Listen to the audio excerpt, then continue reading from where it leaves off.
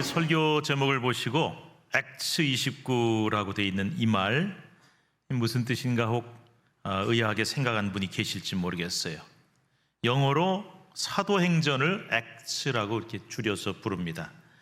정확하게는 The Acts of Apostles, 즉 사도들의 행적을 기록한 책이라는 이름을 가지고 있는데, 그래서 우리말로 한자로 사도행전이라고 번역을 한 것입니다. 그러므로 액츠 29라고 하는 것은 사도행전 29장이라는 뜻이 되는 것이죠. 그럼 또 한 가지 의문이 생기지 않습니까? 아니 그렇다면은 사도행전이 28장까지밖에 없지 않느냐, 29장은 또 뭐냐 하실지 모르겠어요. 성경을 우리가 잘 모르면은 사도행전 29장 그러면 그런가 보다, 사도행전 29장 있나 보다 하고 그냥 넘어갈 텐데, 성경을 좀 읽고 아는 분들은 사도행전이 28장까지라는 것을 아시기 때문에 이런 의문을 갖게 될 수 있는 겁니다. 성경 안 읽는 사람은요, 사도행전이 29장인지 39장인지 잘 모르기 때문에 궁금하지도 않은 것이죠. 2023년 새해는 우리 신촌교회 모든 가족들이 무엇보다도 꼭 성경을 사모하고 사랑해서 열심히 읽고 이런 건강한 의문을, 정말 하나님의 말씀을 상고하는 그런 하나님 말씀 중심의 성도들이 되시기를 주님의 이름으로 축복합니다. 아무튼 분명히 사도행전은 28장으로 끝이 나요. 그런데 도대체 제가 이것을 알면서도 왜 사도행전 29장이란 말을 쓸까요? 여기에는 분명한 이유가 있는 것이죠. 결론부터 말씀을 드리면은 액츠 29, 즉 사도행전 29장이라고 하는 말은 사도행전은 28장으로 끝나서는 안 된다. 이따가 말씀드리겠지만 끝이 안 나요. 끝이 나서는 안 되고 계속 쓰여져야 한다는 뜻입니다. 한번 따라 하시겠습니다. 사도행전은 계속 쓰여져야 한다. 사도행전은 하나님께서 쓰실 때, 성령님을 통해 쓰실 때 계속 쓰여지도록 써놓은 책이에요. 자, 그러면 사도행전을 누가 계속 써 내려가야 되는가? 바로 저와 여러분이, 우리 신촌교회가 사도행전을 계속 써 내려갈 수 있어야 한다는 뜻입니다. 지금부터 한 2000년 전쯤에 의사 누가에 의해 기록된 사도행전은 2000년이 지난 오늘 2023년 저와 여러분 우리 신촌교회 성도들에 의해서 계속 써내려 가야만 한다는 말인 것입니다. 우리가 이 말을 이해하기 위해서 먼저 사도행전에 대해서 잠깐 알아볼 필요가 있습니다. 앞서도 말씀드렸지만 사도행전이라는 책은 사도들의 행적을 적은 책이다.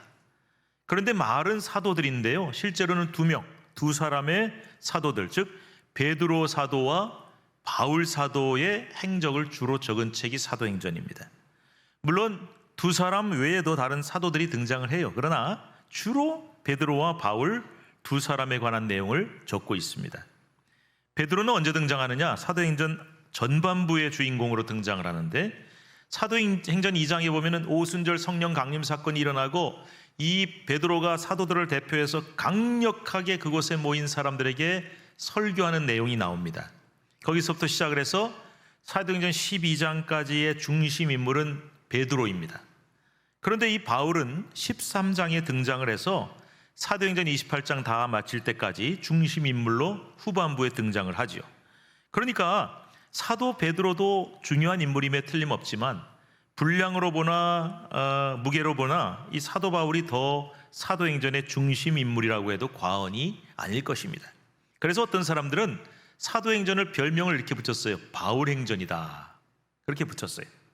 그런데 여러분, 이렇게 보는 것은 사도행전을 겉으로만 읽었기 때문이에요. 사도행전을 믿음의 눈으로 바라보게 되면은, 좀 더 영적으로 깊이 있게 읽게 되면은 우리는 아주 중요한 사실을 하나 깨닫게 됩니다. 사도행전의 주인공이 누구냐? 베드로도 아니, 바울도 아니라는 사실이. 그러면 누가 사도행전의 진짜 주인공이냐? 그렇습니다. 바로 성령님이 사도행전의 주인공이신 거예요.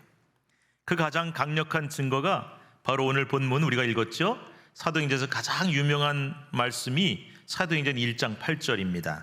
여러분 이 말씀 다 아실 텐데요, 암송하는 분들도 계실지 모르겠는데 한번 읽어볼 텐데요, 어렵지 않습니다. 암송한다라는 마음을 가지고 한번 아예 읽어보시면 좋겠습니다. 자, 한번 같이 읽겠습니다. 시작. 오직 성령이 너에게 임하시면 너희가 권능을 받고 예루살렘과 온 유대와 사마리아와 땅끝까지 이르러 내 증인이 되리라 하시니라. 아멘. 제가 읽을 때 여러분 얼굴 보고 읽었죠?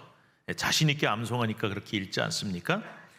이 말씀이 정말 중요한 말씀이기 때문에 다른 말씀은 몰라도 이 말씀을 암송하면 좋겠다 싶어요. 자, 이 말씀이 사도행전 1장에서 부활하신 주님 승천하시기 전에 남기신 말씀이에요.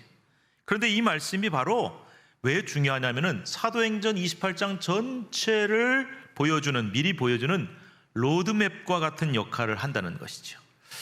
지금은 어디 차 몰고 갈 때 내비게이션 딱 키잖아요. 옛날에는 지도가 있었어, 지도. 그래서 내가 어디를 가야겠다, 신촌에 가야겠다 그러면 이제 그 지역의 도로 지도를 미리 쭉 큰 지도를 보는 겁니다. 그게 바로 로드맵인데요. 로드맵을 보면 그 전체가 보이게 되죠. 따라서 사도행전 1장 8절이 사도행전 전체 로드맵이 된다는 말은 사도행전 1장 8절을 읽으면 사도행전 전체를 들여다볼 수가 있게 된다는 뜻이 그렇습니다. 이 사도행전 1장 8절 말씀처럼 오직 성령이 너에게 임하시면, 사도행전 2장에 가면요 오순절 성령 강림 사건이 일어나죠. 그래서 성령님이 강력하게 임재하시는 거예요. 1장에 예수님께서 부활하신 다음에 승천하시면서 성령님이 오실 것이라고 하셨는데 2장에는 성령 강림 사건이 일어나서 강력하게 역사가 일어나죠. 그래서 그 다음에 성령 강림 사건으로 예루살렘에 있는 마가의 다락방에 모인 성도와 사도들에게 성령 충만한 역사가 일어났어요. 방언이 터져요. 성령의 권능이 일어나게 되는 거죠.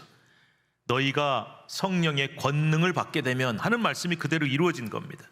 자, 그래서 거기에 모인 사람들은 이제 오순절 명절을 맞아서 세계 각국에서 온 성지순례를 하러 온 유대인들인데 이 방언이 터지니까 자기네 나라 말이 들리잖아요. 신기해서 모여들었는데 여러분 방언하는 모습 보면 안 믿는 사람들이 얼마나 이상하겠어요. 아유, 저것들이 그냥 대낮부터 술에 취해가지고 그랬을 거예요. 그런데 그 얘기를 듣고 베드로가 성령님의 감동을 받아서 일어나 설교를 강력하게 합니다.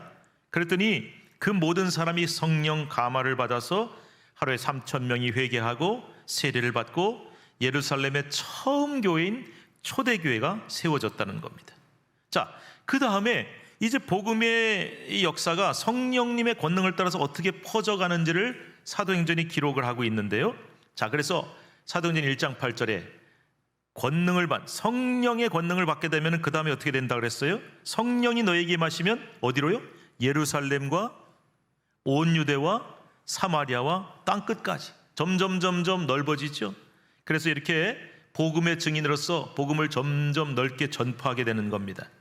이 성령이 역사하시는 과정에 보면은 베드로도 도구로 쓰임을 받았고 사도 바울도 도구로 쓰임을 받은 거예요. 그러니까 베드로나 바울은 도구였지만 주인공이 아니죠. 그 누구도 어떤 사람도 사도행전의 주인공이 될 수가 없습니다. 진정한 사도행전의 주인공은 누구시라고요? 성령님 한 분이신 거예요. 그렇기 때문에 사도행전은 바울행전이 아니고 베드로행전도 아니고 또 원래 제목인 사도행전보다 더 정확한 이름이 뭐냐? 성령행전이라고 부르는 것이 더 맞다는 것입니다. 바로 이런 이해를 우리가 가지고 다시 한번 사도행전 1장 8절 말씀 읽어볼 텐데 한번 암기한다 생각하시고 암송한다고 생각하시고 한번 같이 읽어보면 좋겠습니다. 시작. 오직 성령이 너희에게 임하시면 너희가 권능을 받고 예루살렘과 온 유대와 사마리아와 땅끝까지 이르러 내 증인이 되리라 하시니라. 여러분, 이 말씀의 의미가 이제 이해가 가시죠? 사도행전 1장 8절의 그림에 의해서 사도행전 전체 28장이 쓰여져 있다. 바로 그런 이유 때문에 1장 8절을 사도행전 전체의 로드맵이다, 길잡이 역할을 해준다고 말씀을 드린 거예요. 자, 그래서 이제 이렇게 정리를 해볼 수 있어요. 사도행전은 성령님의 역사가 어떻게 일어나는지를 보여주는 성령행전이다. 그리고 그 성령님의 권능과 명령을 받아서 쓰임을 받았던 수많은 사도와 하나님의 사람들의 행적을 기록한 사도행전이다. 그런데 그 중에 가장 귀하게 또 중심이 되어 쓰임받은 사람은 베드로, 바울, 그 중에서도 사도 바울이다. 바로 이러한 도식 때문에 사도행전이 쓰여져 있는 것이고, 그래서 사도행전은요 중반과 후반에 보면은 사도 바울이 중심이 돼서 그의 선교의 루트를 따라서 사도행전이 기록이 되고 있어요. 처음에 바울이 정말 사울이었을 때 예수님 믿는 사람들 핍박하다가 다메섹 가는 도상에 거꾸로 지죠. 그래서 주님의 사도로 부르심을 받고 그 다음에 이제 안디옥 교회 파송을 받아가지고 바나바와 함께 최초의 선교사가 되었습니다. 그래서 이제 출발을 하는 거예요, 선교 여행을. 그래서 1차 선교 여행, 2차 선교 여행, 3차 선교 여행, 이렇게 세 차례의 선교 여행을 쭉 다닌 다음에 마지막 4차로 로마를 향한 선교 여행을 가는 것으로 사도행전은 마무리가 됩니다. 제가요, 저 신학교 다닐 때 사도행전 한 학기 배워도 잘 모르겠는데 짧은 시간에 제가 사도행전을 다 말씀을 드렸어요. 자, 이 정도 설명드렸으니까 이제 사도행전의 마지막 장인 28장 그리고 마지막 절인 30절, 31절 말씀 한번 같이 어떻게 마무리가 되는지 읽어보도록 하겠습니다. 읽습니다. 바울이 온 이태를 자기 셋집에 머물면서 자기에게 오는 사람을 다 영접하고 하나님의 나라를 전파하며 주 예수 그리스도에 관한 모든 것을 담대하게 거침없이 가르치더라. 아멘. 사도 바울은요, 여러분 제가 지도를 한번 갖고 왔는데요, 우리 1차, 2차, 3차, 4차 선교행의 이제 루트를 쭉 기록을 하고 있어요. 너무 작아서 안 보이시죠? 그래서 조금 비싸게 주고 사신 성경 뒤에는 지도가 나와요. 그런데 그거 아니더라도 요즘은 인터넷 보면 얼마든지 이런 지도가 나옵니다. 거기 보면은 1차 선교행을 어디서 출발해서 어디까지 갔다, 2차, 3차 쭉 나오는데 그 지역이 보면은 주로 이제 소아시아 지역이, 오늘날의 터키 지역이죠. 거기 이제 기독교 어떤 그런 유적들이 많이 남아 있어요. 그리고 이제 성령께서 여기서 전도 이제 그만하고 가라. 그래서 바다를 건너서 유럽으로 넘어가서 그리스까지 복음을 전해. 그리고 이제 마지막 4차의 전도 여행은 이 사도행전 끝 무렵에 기록이 되고 있는데 로마에 가서 복음을 전하게 되는 거예요. 죄수의 몸이 돼서 천신만고 끝에 로마에 도착을 하게 돼요. 그런데 여러분, 바울이 그렇게 애타게 애절하게 로마에 가기를 원한 까닭이 무엇이었을까요? 바울은요, 사도행전 1장 8절 말씀을 따라 움직인 거예요. 오직 성령이 너에게 임하시면 권능을 받고, 어디로요? 예루살렘에서 초대교회가 시작됐죠. 그 다음에 온 유대에게 복음을 전하고 사마리아 전하고, 그 다음에 어디예요? 땅 끝까지 증인이 되라. 이 명령 때문에 로마로 가게 된 것이란 말이에요. 이 당시의 세계관에 의하면은, 지금은 땅 끝 그러면 지구가 둥근데 땅 끝이 어디야 그럴 텐데, 옛날에는요, 세계 그러면 대한민국 이런 건 몰랐어요. 딱 지중해를 중심으로 한 그 지역만 알고 있었기 때문에 그 당시의 지도와 세계관으로 볼 때 땅 끝은 지금의 서바나, 스페인 지역이 제일 땅 끝이에요. 그러니까 스페인까지 가서, 서바나에 가서 내가 땅 끝까지 복음을 전해야 되는데, 그곳으로 가기 위해서는 어떻게 되느냐? 세계의 모든 나라를 호령하던 세계 최강대국 중심지 로마로 가서 그 로마의 베이스 캠프를 치고 선교기지로 삼아서 저 땅끝 서바나까지 복음을 전하자, 이런 마음으로 이제 로마로 가게 된 겁니다. 그런데 문제는 바울이 자유의 몸이 아니었어요. 죄수의 몸으로 로마로 간다는 사실이 중요해요. 앞서 사도행전 21장에 보면은 사도 바울이 예루살렘에서 복음을 전하는데요, 그 유대인들과 종교 지도자들이 전부 막 소동이 일어납니다. 어디서 이상한 이단 사설을 들고 왔다고. 그래서 소요죄로 바울을 고발해가지고 이 체포가 돼요. 매도 맞고 고초를 당하는데, 이 사도 바울이 엄청난 걸 하나 갖고 있었어요. 그게 뭐냐? 로마 시민권입니다. 당시 로마 시민권은 엄청난 권세예요. 이걸 딱 내미니까 깜짝 놀랍니다. 막 충격을 받습니다. 그래서 나는 로마 시민이기 때문에 로마 황제에게 직접 재판받을 수 있는 권리가 있다. 그래서 내가 직접 항소를 하겠다고 자청을 해서 로마로 죄수의 몸으로 끌려오게 된 것이에요. 자, 죄인의 몸이 되어서라도 기필코 로마로 가서 복음을 전하자라고 생각을 한 겁니다. 그러면 이렇게 죄수의 몸으로 로마에 온 바울이 무슨 수로 복음을 전하겠어요? 감옥에 갇혔는데 어디서 복음을 전하고 누구한테 전합니까? 그런데 여러분, 아까 읽었던 30절 말씀 다시 한번 읽어봅시다. 30절 시작. 바울이 온 이태를 자기 셋집에 머물면서 자기에게 오는 사람을 다 영접하고, 감옥에 가야 될 사람이 웬 셋집에 가 있어요? 바울이 온 이태 2년 동안을 꼬박 감옥이 아닌 자기 셋집에서 찾아오는 사람들에게 마음껏 예수님을 담대하게 전했다. 이게 무슨 말이냐면은 하나님이 은혜를 베풀어 주신 거예요. 그래서 이 죄수는 캄캄한 지하 감옥이 아니라 요즘으로 치면 가택연금 상태로 구금을 해라. 그래서 새 집을 하나 얻어가지고 거기에 머물 수 있게 반자유를 얻은 거예요. 그래서 거기에 찾아오는 사람들에게 마음껏 복음을 전할 수 있게 된 것이지요. 여러분, 하나님은요, 하나님 나라의 복음이 전파되는 것을 막는, 방해하는 것을 절대로 그냥 내버려 두지 않으십니다. 하나님은 반드시 그 하나님의 말씀을 어떤 상황에서든 무슨 수를 써서든 전파하게 하시는 하나님이신 것입니다. 그래서 하나님이 로마 관리들의 마음을 움직이신 거예요.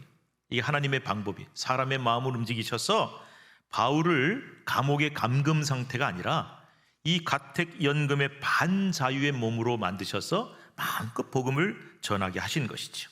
자, 여기까지가 28장 끝. 우리 하나님의 위대한 종인 사도 바울이 몸으로 써내려간 사도행전 28장까지의 말씀입니다. 그런데요, 이렇게 바울이 성령의 권능을 받아서 써내려간 사도행전이 28장으로 끝이 났죠. 글씨로는 더 이상 써 있지 않습니다. 그런데 오늘 제가 여러분께 드리고 싶은 말씀은 이게 끝이 아니다라는 거예요. 사도행전은 여러분 28장이 끝이 아닙니다. 사도행전은 바울의 이야기로 끝나지 않습니다. 그럼 뭐냐? 사도행전은 계속 쓰여져야 한다는 것입니다.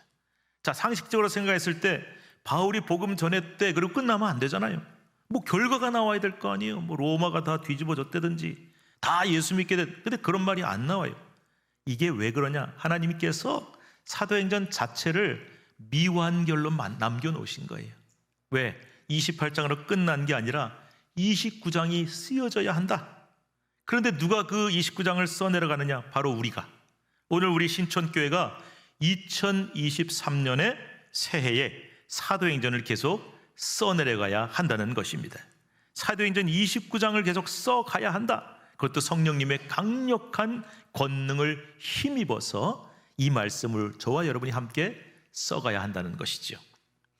오늘 우리는 1월 1일 새해 첫날이 되어서 또 새해 첫 주일입니다. 우리 하나님 앞에 신년 예배를 드리고 있습니다. 어제도 말씀드렸지만 불과 몇 시간 전에 여러분 이 자리에서 송구영신 예배를 드렸죠. 몇 시간밖에 안 지났는데 또 나오셨습니다. 아이고, 올해는 참 달력이 이상하네. 몇 시간밖에 못 자고 나오네. 이런 마음이 드실 수 있는데 가만히 생각해 보니까 이게 의미가 있어요. 1월 1일이 새해 첫 주야. 하나님 앞에 나와서 예배. 그래서 우리는요, 이 시간 우리 송구영신 예배를 드릴 때 2022년을 보내고 23년을 맞이했잖아요. 여러분, 사랑하는 여러분, 우리가 이제는 지나간 해를 좀 놓아버릴 필요가 있어요. 물론 과거는 잊으시면 안 됩니다. 좋은 과거든 나쁜 과거든 그거 다 잊어버리면 안 되고 잘 기억하고 소중한 교훈을 얻으셔야 돼요. 그러나 우리가 과거를 기억은 하되 과거에 붙잡혀 있거나 과거에 얽매여 있으면 안 돼요. 그래서 과거는 과거일 뿐이, 과거 암흑에 탁 놓아버리고 이제는 과거는 빠이빠이 하셔야 돼요. 지나간 거예요. 그래서 어제 우리가 드린 예배 이름이 뭐냐면은 송구영신 예배. 송구가 뭡니까? 과거 보내라 이거예요. 빠이빠이 하라 이거예요. 지나갔으니까. 영신, 새로운 해를 새롭게 맞이하라. 그래서 송구영신 예배를 드렸으니까 지금 우리한테 중요한 게 뭐냐? 과거가 아니라 미래예요. 지나간 해 2022년이 아니라 새해의 이 밝은 해에 새로 밝은 2023년이 중요한 거예요. 그래서 우리가 2023년 교회 표를요, 우리 양쪽에 이렇게 딱 잘 보이게 붙여놨어요. 자, 이걸 한번 같이 읽어볼 텐데 액츠 29부터 먼저 읽어야 돼요. 그 다음에 신촌과 이렇게 나가는 거예요. 제가 액츠 29 하고 한번 먼저 선창할 테니까 여러분이 그 다음 내용 신촌과 한번 같이 읽도록 하겠습니다. 액츠 29.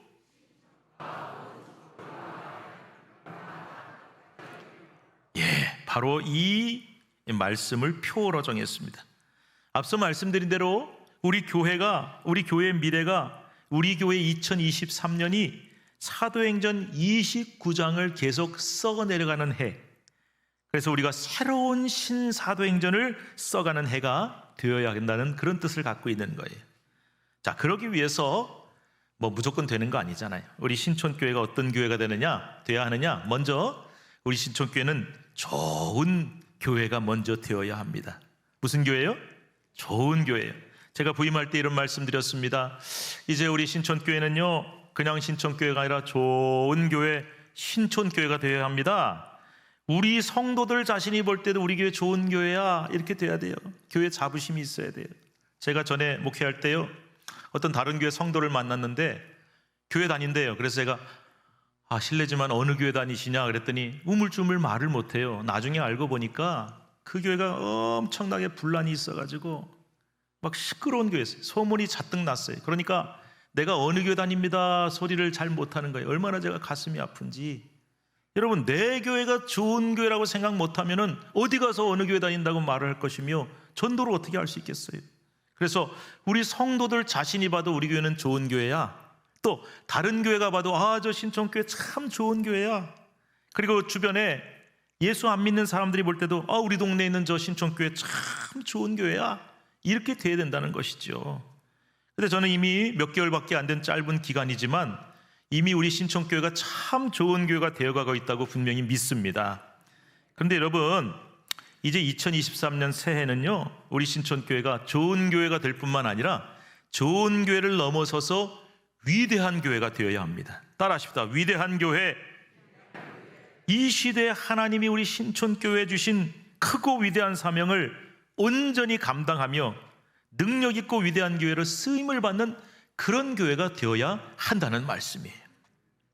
또한 새해 우리 신촌교회는 한번 따라합시다. 행복한 교회. 행복한 교회가 되어야 돼요. 모든 성도가 행복하고 목회자가 행복하고 무엇보다도 우리 하나님이 행복하신 교회. 제가요, 우리 교회 새가족이 오시면 항상 이렇게 얘기합니다. 이유를 불문하고 우리 교회 다니시면 행복하셔야 됩니다. 행복하지 않으면 어떻게 교회 다녀요? 세상에서 힘들고 지쳤다가도 나 교회 간다는 행복이 있어야 오는데 되려 세상에서는 잘 살다가 교회 오면 나는 마음이 아파. 그러면 큰일 나는 거잖아요. 그래서 행복한 교회가 돼야 된다. 내가 이 교회 다녀서 정말 행복하다. 내가 신앙생활 할 수 있어서 너무 행복하다. 내가 이 교회에서 목회하게 돼서 너무너무 감사하고 행복하다. 그런 행복한 교회가 돼야 된다는 것이고요. 그럴 때 우리 하나님이 우리를 딱 보시면은 내가 너희 교회 때문에 참 행복하다, 이렇게 말씀할 수 있는 그런 교회가 되어야 한다는 말이지요. 또한 우리 2023년 새해 우리 신촌교회는 따라합시다. 부흥하는 교회. 부흥하는 교회가 돼야 돼요.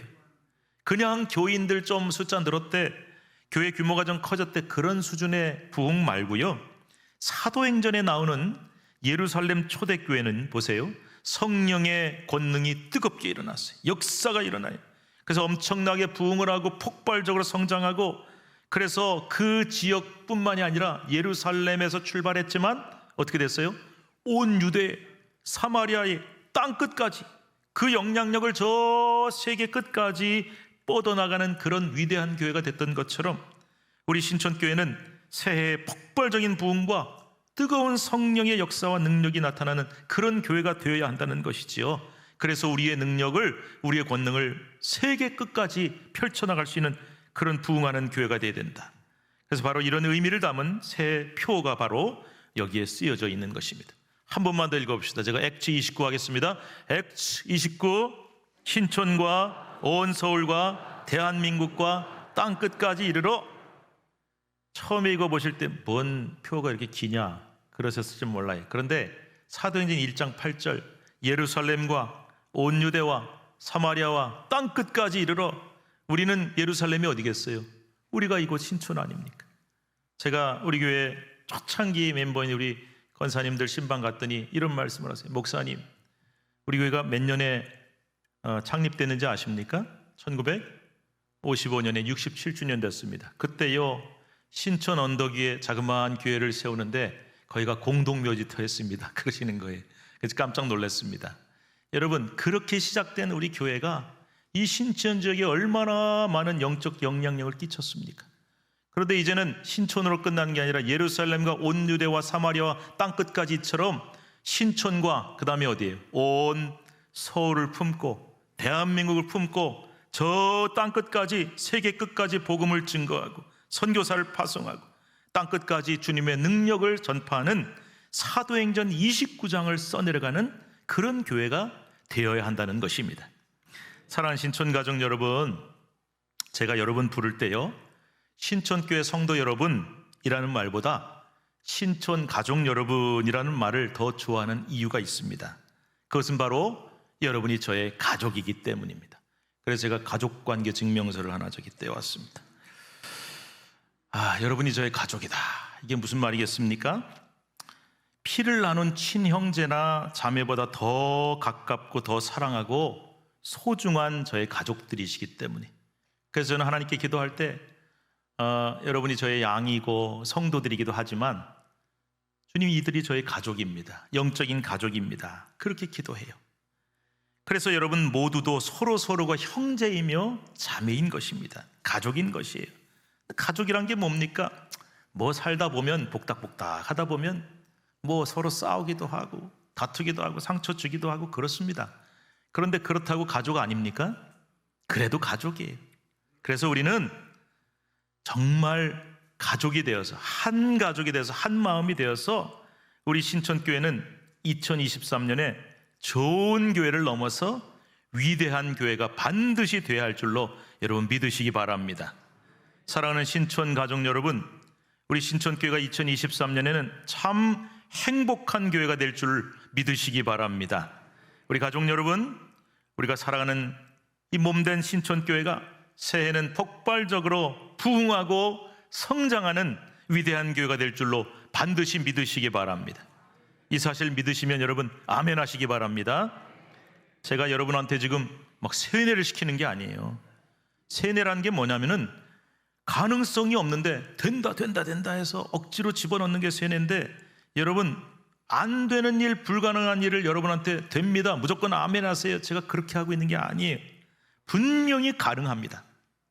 분명히 충분히 가능한 일이에요. 얼마든지 우리 신촌교회가 정말 좋은 교회, 멋진 교회, 행복한 교회, 위대한 교회가 되어서 2023년에 사도행전 29장을 써나가는 교회, 성령행전 29장을 써나가는 그런 교회가 될 수 있음을 여러분 확신하고 믿으시기를 바랍니다. 또한 이러한 우리의 꿈과 소망에 하나님께서 분명히 함께 하실 줄로 믿으십시오. 넉넉히 가능케 하실 줄로 믿습니다.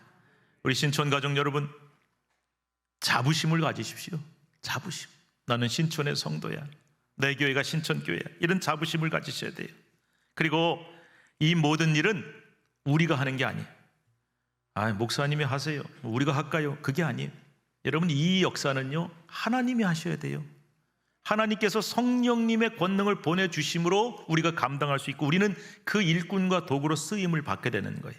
그래서 하나님이 함께 하시니, 하나님이 뜻하셨으니, 하나님이 계획하셨으니 분명히 할 수 있다, 가능하다라는 강력한 자신감을 가지셔야 되는 겁니다. 도대체 그 자부심과 자신감은 어디서 나온 겁니까? 근거가 뭡니까? 하나님의 말씀에서 나온 거예요. 그래서 우리는 이 자랑스러운 교회 신촌교회에서 신앙생활하면서 하나님이 역사하심으로 올해 2023년 사도행전 29장을 분명히 써내려갈 수 있다라는 확신과 자신감을 가지시기를 바랍니다. 우리는 할 수 있습니다. 아니, 하나님이 분명히 해주실 것입니다. 기도하겠습니다. 하나님 감사합니다. 힘들고 어려운 일들도 많았던, 좌절할 일도 많았고, 아버지 하나님 눌렸던 일들도 많았습니다만은 이제는 하나님 이 과거를 다 놓아버리고 이제 우리는 새해를 맞았습니다. 하나님 아버지, 우리에게 주신 이 말씀, 사도행전 29장을 써가는 교회, 신촌과 온 서울과 대한민국을 내 마음에 우리 교회에 품고 저 땅끝까지 주님의 능력과 복음을 전파하는 그런 교회, 그런 교회가 되게 하실 줄로 믿습니다. 이 하나님의 이 시대의 놀라운 역사와 사명에 우리 교회와 우리 모든 성도들이 쓰임받게 하여 주시옵소서. 예수님의 이름으로 축복하고 기도합니다. 아멘.